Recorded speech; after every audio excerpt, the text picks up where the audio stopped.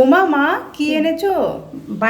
বাড়ি থেকে আসলাম এখন। হ্যাঁ হ্যাঁ। গিয়ে সব ওই ইঁচড়, তারপরে সজনের ডাঁটা। ওমা এটা কি মা? দই এনেছি 3 হাঁড়ি। ও 3 হাঁড়ি দই এনেছো? হ্যাঁ বাবা বাবা। আমাদের দুজনের আর কি এনেছো মা এগুলো? ছোট আর ডাঁটা, সাজনে ডাঁটা, শাক, সাজনে আম। শাক। বাবা। আম। আমি মা ভাত বসিয়েছি আর ওই চিংড়ি নিয়েছি আর ইয়ে করব বলে। আর এটা কি আছে? সাজনে শাক ছাড়ানো। এখানে কি আছে মা? কাঁঠাল। ও বস্তার ভিতরে তো কাঁঠাল আছে। কাঁঠাল এবার তরকারিটা নিতে হবে। আচ্ছা। আর আমি আজকে এই কাঁঠালটা করব এই চিংড়ি দিয়ে মা।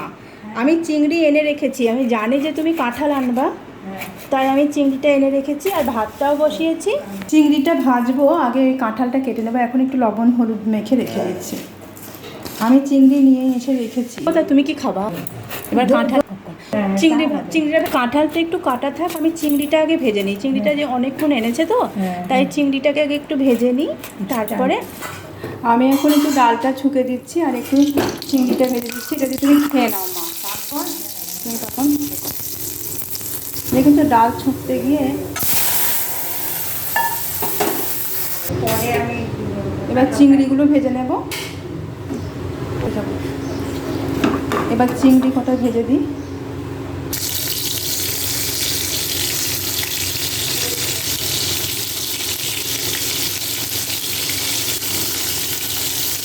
এবার চিংড়িগুলো ভাজা হয়ে গেছে।